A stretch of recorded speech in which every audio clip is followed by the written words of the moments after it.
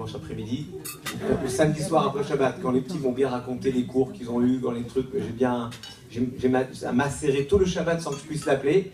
Et après Shabbat, quand c'est en hiver, parce qu'en été j'ose pas, mais en hiver, et là je débriefe pour voir comment c'est. Mais c'est naturel. Parce que nous sommes tous responsables. Nous sommes, j'allais presque dire, co-gérants de cette école. Et pas parce que simplement on confie à l'école, aux professeurs, nos enfants. Pas parce que simplement on paye un écolage.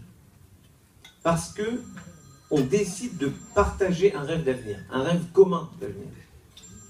Et ça, c'est quelque chose d'essentiel. Donc la notion de respect qu'on a tous à vivre ensemble, c'est par exemple... Alors, Madame Guy, il paraît que quand les téléphones sonnent en classe, confisquez, donnez-moi ce téléphone. Je vais vous apprendre.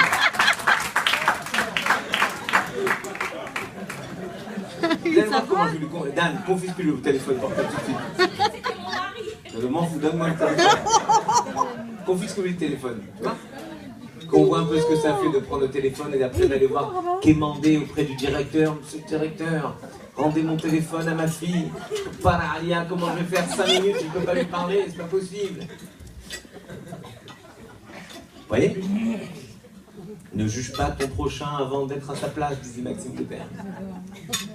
Le respect. Et le respect, beaucoup plus sérieusement, c'est, me semble-t-il, la valeur essentielle à laquelle nous devons réfléchir ce soir ensemble, parce que nous sommes l'Akba Omer. Et moi je peux dire, quand nous sommes, parce que j'ai déjà fait la bénédiction tout à l'heure, donc moi je peux dire, vous ne pouvez pas dire que nous sommes l'Akba Omer, parce que le dire c'est déjà compté.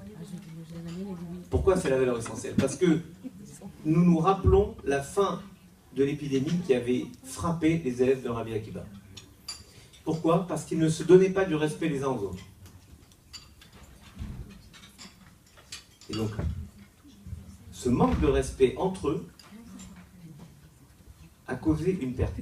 Et là, je pense que par exemple, une des grandes responsabilités de toute équipe éducative, des professeurs, des directeurs, c'est de faire en sorte que, sans être redoutable, mais ne pas laisser se faire des sortes de rejets des uns des autres, des enfants, parce que l'un est petit, l'autre est comme ci, l'autre est comme ça. Et les enfants, ils sont comme ça, ils sont durs parfois entre eux. Voilà, on va l'appeler d'un jardin, l'autre on va l'appeler comme ci, l'autre comme ça. On se moque des noms, on se moque des trucs. C'est quelque chose qui n'est pas bien.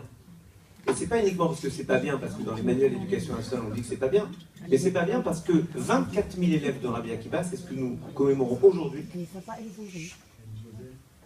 sont morts parce qu'ils ne se donnaient pas du respect les uns aux autres, les uns envers les autres. Et c'est ce que nous apprend un passage du Talmud assez étrange, dans le traité Sanhédrin, 99, qui raconte que une femme qui s'appelle Timna, ça surprend quelqu'un, et le Gemara va expliquer pourquoi la Torah, dans la Genèse, nous explique que mademoiselle Timna, qui était la sœur de Lotan, est devenue la concubine d'un monsieur qui s'appelle Eliphaz. Et la Gemara va expliquer qu'en gros, c'est essentiel. D'abord, on nous explique que cette Timna, mademoiselle Timna, est la sœur de Lotan, parce que Lotan, c'est un prince. Et donc, elle, c'est une princesse. Et elle vient voir Avram, et elle lui dit, j'aimerais rentrer dans ton peuple. Avram la reçoit mal. Avram qui était le parangon du respect, de l'accueil. Sa tente était ouverte des 4 directions pour que personne n'ait même l'effort à contourner la porte d'entrée pour arriver chez lui. On rentrait chez lui, quelle que soit notre direction d'arrivée. Mais ce jour-là, il a mal reçu. Elle est allée voir Isaac, qu'il a mal reçu. Elle est allée voir Jacob, qu'il a mal reçu.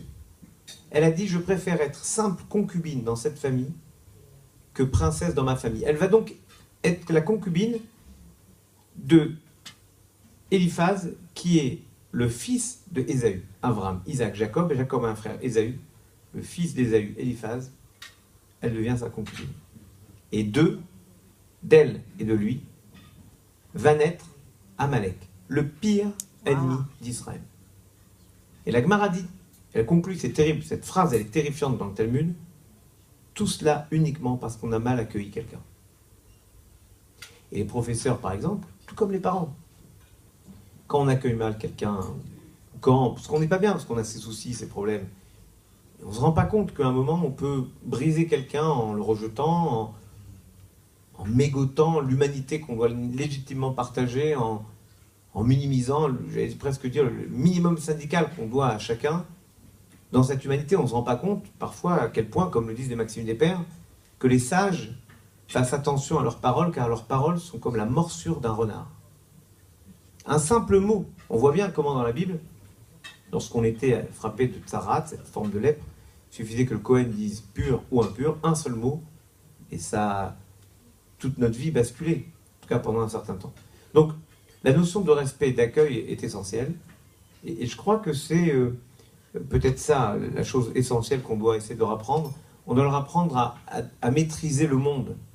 Et je parlais tout à l'heure de ma table et d'autres tables. J'ai cru croire, j'ai cru voir, mais je ne vais pas accuser, en tout cas la mienne c'était certain, et comme c'est ma famille, j'ai aucun problème à parler de cette table. Mais la gestion des réseaux sociaux par les enfants, c'est terrifiant.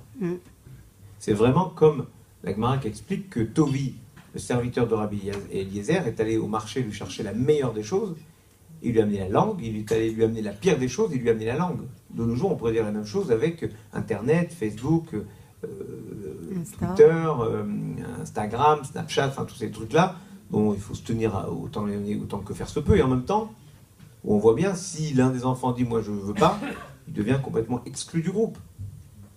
Donc, il y a un enjeu, non pas interdire. Interdire, c'est la facilité des faibles, mais à leur donner les armes pour maîtriser, pour comprendre. Leur donner la capacité de comprendre que quand ils disent quelque chose sur un de ces réseaux sociaux, beaucoup de gens, y compris des méchants, peuvent le voir. Et cette gestion de leur propre image, de la façon qu'ils ont eux-mêmes de se représenter, eux-mêmes, les jeunes, les enfants, les parents évidemment, mais eux-mêmes, les éducateurs, les professeurs, direction, tout le monde, nous en sommes aussi co-responsables. Et c'est peut-être ça la grande spécificité du judaïsme. Et de cette école, en tout cas de ce qu'on essaie de faire, de ce que, modestement, là, encore une fois, en tant que parent d'élève, j'essaye de faire chaque fois répondre, M. Haddad, à vos demandes. Et je dois vous dire vraiment, vous remercier parce que vous avez été l'un des premiers à me suivre quand j'ai dit il faut impérativement qu'on fasse rencontrer un prêtre, un imam à nos élèves. On l'a fait l'an passé, on a refait avec un imam, on a fait venir un homme extraordinaire, le docteur Buzyn, au moment de Yom HaShoah. Les enfants ont pu le rencontrer, parler avec lui, c'était très émouvant. Et même s'ils n'ont pas tout compris ce qu'il a dit, mais ils l'ont rencontré. Et Elie Wiesel a dit, entendre des témoins, c'est devenir témoin nous-mêmes. C'est une question de transmission. Et c'est à mon sens ce qui se joue. Cette école, en tout cas, c'est la chose à laquelle je suis attentif. Je m'amuse quand je suis attentif aux notes, aux machins, oui, comme tous les parents d'élèves. Mais bon, ce sur quoi je suis très attentif, c'est qu'on leur apprenne à se poser des questions. Un bon élève dans le judaïsme, c'est pas celui qui a toutes les réponses. Parce que toutes les réponses, par nature, elles évoluent et elles sont caduques quelques jours après. Un élève extraordinaire, c'est un élève qui pose des bonnes questions. Lorsque Rabbi Yochanan a perdu Resh Lakish, il était un peu responsable de sa mort. Mais bon, quand il est mort, il était inconsolable. Inconsolable. Et au bout de 2 ans, ses élèves sont venus le voir en lui disant « Rabbi, t'es gentil, d'accord, il est mort. Ok, mais nous, on est là. Nous, tes élèves, on est là, tes autres élèves. » Rabbi Yochanan leur dit « Vous savez, vous, tous mes élèves, quand je dis quelque chose, vous me donnez 24 raisons de me dire que j'ai raison. Resh Lakish, quand je disais quelque chose, quand j'affirmais quelque chose, il me donnait 70 raisons pour me dire que j'ai tort. » Un peu comme chez nous, vous voyez messieurs, à la maison. Chaque fois qu'on dit quelque chose, il y a 70 raisons qui nous affirment qu'on a tort. Et bien c'est exactement ça. Un élève dans le judaïsme, c'est quelqu'un qui apprend à poser une question. Manishtana. Quelle différence? Pourquoi? Et si on apprend à nos enfants à questionner le monde, alors ils seront non pas ceux qui vont trouver les solutions du passé, mais ceux qui vont être capables d'inventer les solutions du futur. Parce que l'enjeu, il est là. Il est dans le fait qu'on ne peut pas faire un futur avec les solutions du passé. C'est exactement ce qu'on a vu dans la paracha de la semaine, avec un avertissement étonnant. Dieu dit au peuple d'Israël, Kemaase Eret Misraïm, comme ce qu'ont fait les Égyptiens, ce pays dans lequel vous avez résidé, vous ne ferez plus. Et comme ce que font les Cananéens, dans lequel vous allez aller, vous ne ferez pas. Et alors? C'est très intéressant. L'Égypte, c'est le pays dans lequel nous avons été 210 ans en esclaves. On avait l'habitude. Pourquoi on fait? Parce qu'on a toujours fait comme ça. Depuis 210 ans, on fait. Canaan, ne faites pas non plus. Pourquoi? Qu'est-ce qui est attirant dans Canaan? En Égypte, on a compris. Ce qui est attirant dans l'Égypte, on a l'habitude. Pourquoi on fait les choses? Parce qu'on les a toujours faites. L'impossibilité d'inventer autre chose. Mais Canaan est attirant parce que justement, c'est l'attrait de la nouveauté.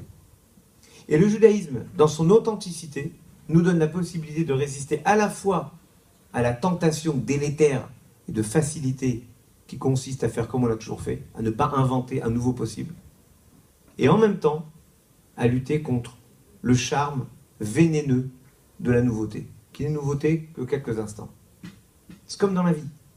Et il faut lutter contre ça. Et je crois que ce qu'on essaie de donner à nos enfants, et non seulement à nos enfants, mais ce qu'on essaye, et c'est le but du gala, on l'a compris aussi, c'est d'aider les enfants qui ne pourraient pas entrer, pour des questions économiques ou autres, dans cette école, de les aider à partager cela. Parce que si on se limitait à ce que nous sommes nous-mêmes, à ce que nous faisons à nos enfants, nous serions quoi? Nous serions exactement à l'image de ce que disent les maximes des pères. Im ananeli mili. Si moi je ne suis pas pour moi, qui le sera? Il faut qu'on s'occupe de nos enfants, de l'avenir, de nous. Mais kesheani leatzmi, lorsque je suis pour moi, ma'ani, qu'est-ce que je suis? Je ne peux pas être égoïste. C'est impensable. Donc il faut que je partage ce rêve, cette vision du futur. Et quand? Imlo Arshav et Matai. Et c'est donc maintenant, cher monsieur le directeur, que je crois que vous allez faire la vente aux enchères qui permettra d'habiller notre capacité à nous mobiliser pour le rêve d'une école parfaite, non pas parce qu'elle est parfaite, mais parce qu'elle est perfectible.